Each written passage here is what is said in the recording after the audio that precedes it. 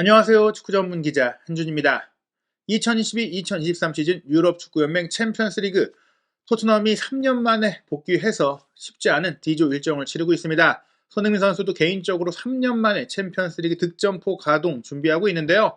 지난 주말 브라이튼 앤 호브 알비온과 경기에서 10월 첫 승, 최근 고전을 끊어내는 기분 좋은 승리를 거둔 토트넘이 이제 홈에서의 연속 경기를 통해 챔피언스 리그 16강 진출에 유리한 발판 마련하려고 합니다. 프랑크푸르트와 홈 경기를 앞둔 토트넘의 최신 상황 어떤지, 손흥민 선수 프랑크푸르트를 상대로 어떤 모습 보여주고 있을지, 이전의 기록, 그리고 프랑크푸르트의 지난 주말 경기 상황은 어땠는지 프리뷰 지금부터 시작하겠습니다. 2022-2023 시즌 챔피언스리그 조별리그 4차전은 한국 시간으로 10월 12일 수요일, 13일 목요일 새벽에 연달아 열립니다. 토트넘의 경기는 한국 시간으로 10월 13일 목요일 새벽 4시에 킥오프하고요. 김민재 선수가 활약 중인 나폴리는 10월 13일 목요일 새벽 1시 45분에 아약스와 홈 경기를 치르니까 이날은 같은 날에 펼쳐지더라도 김민재 선수의 경기와 손흥민 선수의 경기를 모두 생방송으로 보실 수 있습니다.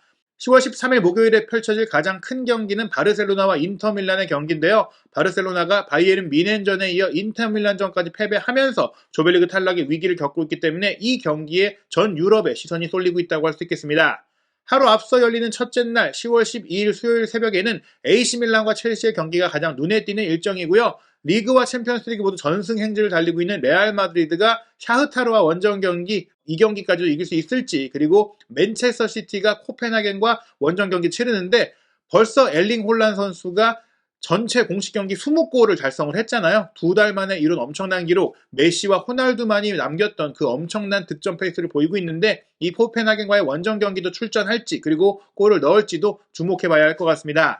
손흥민 선수가 뛰고 있는 토트넘 D조에 들어와 있는데요. D조는 절대 강자도 절대 약자도 없는 팀, 콘테 감독의 말을 빌리자면 아주 균형 잡힌 팀입니다. 스포르팅 리스본이 토트넘전, 프랑크푸르트전 승리를 거두면서 앞서가는 듯 했지만 마르세유를 상대로 충격패를 당했죠. 승점 6점에 멈춰 있고요. 마르세유는 첫 두 경기를 모두 지고도 스포르팅 리스본을 꺾고 승점 3점이 되면서 남은 경기 결과에 따라서 충분히 16강을 노릴 수 있는 상황이 됐습니다. 토트넘과 프랑크푸르트는 1승 1무 1패로 승점 4점인데요.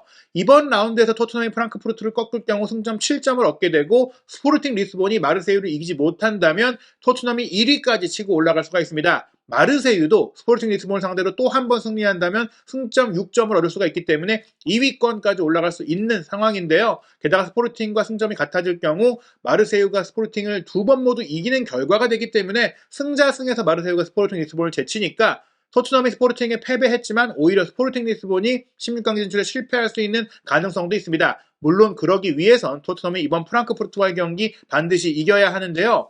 일단 프랑크푸르트와 원정 경기에서 토트넘은 이길 수 있는 경기를 했습니다. 이날 경기 기대 득점값이 프랑크푸르트는 0.98골, 토트넘이 1.48골이니까 토트넘이 더욱더 득점에 근접한 기회를 많이 만든 경기였죠. 전체 슈팅 숫자는 12대 11이었지만 빅찬스는 토트넘이 3개, 프랑크푸르트가 1개였으니까 조금 더 효율적인 경기를 토트넘이 했었다고 볼 수 있겠습니다.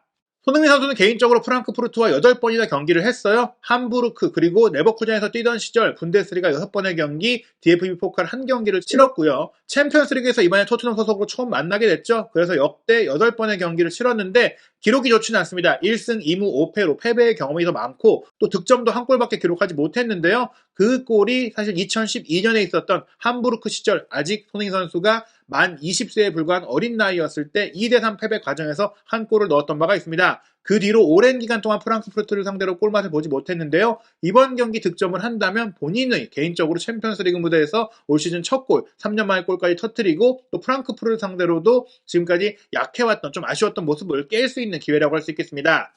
손흥민 선수와 토트넘 가장 최근에 챔피언스리그에 참가했던 것이 2019-2020 시즌이죠. 주제 무리뉴 감독이 중도에 부임했던 시즌인데요. 당시에 손흥민 선수는 조별리그에서 엄청난 득점력을 보였습니다. 올림피아코스와의 첫 경기는 후반 교체 출전하면서 골맛을 보지 못했지만 바이에른 뮌헨과의 홈 경기 당시 2대 7로 크게 졌을 때 먼저 앞서가는 또 골을 넣었던 바가 있죠. 그 뒤에 세르비아 클럽인 레드스타 베오그라드를 상대로 2경기 연속 멀티골을 기록했고 또 올림피아코스와의 홈 경기도 어시스트를 기록하면서 총 5골 1도움을 조별리그에서 기록했었는데요. 토트넘은 16강에 올랐지만 당시 팔이 부러지는 부상이 있었기 때문에 아쉽게도 라이프치히와의 16강 1, 2차전을 모두 결장했고 토트넘은 이 2경기에서 한 골도 넣지 못하면서 탈락했던 바가 있습니다. 손흥민 선수가 마지막으로 챔피언스리그에서 골을 넣었던 경기가 레드스타 베오그라드와의 원정 경기 2019년 11월 6일에 있었던 경기인데요. 이번 프랑크푸르트와의 경기에 득점한다면 정말 3년 만에 손흥민 선수가 별들의 전장에서의 자신의 득점 기록을 추가할 수 있고 올 시즌 챔피언스리그에서의 첫 골도 신고할 수 있는 상황입니다. 양팀의 최근 흐름 살펴보면 토트넘 허스퍼는 기분 좋은 승리를 지난 주말 브라이튼을 상대로 거뒀습니다. 스포팅 리스본과의 챔피언스리그 원정 경기 0대2 패배 이후 레스터시티의 6대2로 이기긴 했지만 아스널 원정 3대1 패배, 프랑크푸르트 원정 0대0 무승부 등 최근 원정 경기 성적이 좋지 않다가 브라이튼 원정에서 올 시즌 두 번째 원정 승리를 거둔 것도 좋았고요. 또 이번에는 홈에서 좋은 성적을 거두고 있는 토트넘이 에버튼과 프리미어리그 경기도 주말에 홈에서 치르기 때문에 연속 홈 경기에서 조금은 체력적으로나 분위기적으로나 사기적으로나 조금은 끌어올릴 수 있는 그런 상황입니다. 프랑크푸르트 같은 경우에는 마르세유와의 챔피언스리그 원정 경기 1대0 승리를 기점으로 슈투트가르트전과 분데스리가 1위를 달리고 있던 우니온 베를린전까지 내리 3연승을 거뒀고 토트넘과의 홈경기도 0대0으로 비기면서 무패 흐름을 유지하고 있었거든요. 하지만 지난 주말 강등권에서 허덕이고 있는 보훔을 상대로 3대5 완패를 당했기 때문에 사기가 많이 떨어질 수밖에 없는 상황입니다. 그런 가운데 영국으로 원정까지 와야 하기 때문에 부담감이 클 수밖에 없는데요. 프랑크푸르트가 보훔에게 3대0으로 패한 것은 분명히 충격적인 결과입니다. 이날 경기 프랑크푸르트는 주전 공격수인 콜로 무아니 선수가 징계 때문에 뛸 수가 없었고 하세베 선수 같은 경우도 베테랑 수비수인데 이 선수를 토트넘과의 경기를 위해서 조금 아꼈어요. 카마다 선수라든지 로데 선수라든지 주전 자원들을 토트넘전에 대비해서 로테이션을 돌리면서 4-2-2-2 포메이션을 새롭게 시도했는데 이 전략이 전혀 먹힐지 않았습니다. 라파엘 보레 선수가 골대를 맞추는 장면 등 불운도 있긴 했지만 결국에는 상대의 세트피스 상황 그리고 신속한 역습 상황에서 허점을 노출했는데요. 전반전을 0대0으로 맞췄다가 후반전에만 내리 3골을 내줬던 프랑크푸르트였습니다. 후반 26분에는 페르스트의 왼발 코너킥을 호프만이 헤더로 연결하면서 선제골을 넣었고 그 이후 프랑크푸르트가 총공세를 펼치다가 후반 42분에 또 한 번 세트피스에서 실점을 했습니다. 이번에도 페르스터가 왼발 프리킥을 올렸는데 이 프리킥을 걷어내려고 건드렸던 수비수 은디카가 자책골을 기록하고 말았죠. 이렇게 2대0이 된 가운데 후반 추가 시간에는 아데이가 길게 스로인한 것을 2골을 끌어냈던 보훔의 10번 페르스트가 이어받아서 강력한 오른발 중거리 슈팅으로 연결하면서 3대0의 쐐기를 박은 것입니다. 페르스터의 원맨쇼가 펼쳐진 경기였다고 할 수 있겠죠. 어찌됐거나 토트넘이 잔니 비오 코치를 영입하면서 세트피스 공격에서 더욱더 세밀한 모습과 강력한 모습을 보여주고 있고 그 세트피스에서 손흥민 선수가 날카로운 오른발킥을 계속해서 구사하고 있는데 이번 경기 토트넘이 프랑크푸르트를 상대로 세트피스 공격을 잘 살린다면 손흥민 선수의 골과 공격 포인트와 더불어서 충분히 승리를 거둘 수 있는 그런 흐름이라고 볼 수 있겠습니다. 양팀의 결장 선수 현황을 살펴보면 토트넘은 여전히 루카스 모우라와 자페 탕간과 데안 쿠루세스키 선수가 부상으로 뛸 수 없습니다. 쿠루세스키 선수가 스웨덴 대표팀에서 근육 부상을 입고 왔는데 햄스트링 부상이라는 얘기가 있었고 그 부분에 대해서 콘테 감독이 정확하게 언급하지 않았거든요. 하지만 우려했던 대로 햄스트링 부상으로 보이고 한 1-2주 정도 뛰지 못하는 상황들이 좀 이어지고 있는데 쿠루세스키가 회복하지 못한 가운데 토트넘의 운영 자원이 조금 제한적일 수밖에 없는 그런 상황입니다. 게다가 모우라까지 부상이기 때문에 지난 주말에는 히샬리송을 쉬게 하면서 3-5-2 포메이션을 썼던 것인데요. 후스코어드닷컴은 이번 경기는 다시 3-4-3으로 돌아갈 것이라고 예상을 했어요. 히샬리송 선수를 2경기 연속 벤치에 둘 이유는 없기 때문에 이번 경기는 히샬리송이 선발 명단에 올라오고 또 아스날과의 경기 퇴장으로 인해서 로얄 선수가 지난 주말 브라이턴전 뛸 수 없었고 이어지는 에버턴전도 징계로 뛸 수가 없기 때문에 강제 로테이션이 되는 거죠. 로얄 선수는 챔피언스리그 경기에는 선발로 출전해서 다른 선수들에게 휴식을 주는 그런 상황이 될 것 같습니다.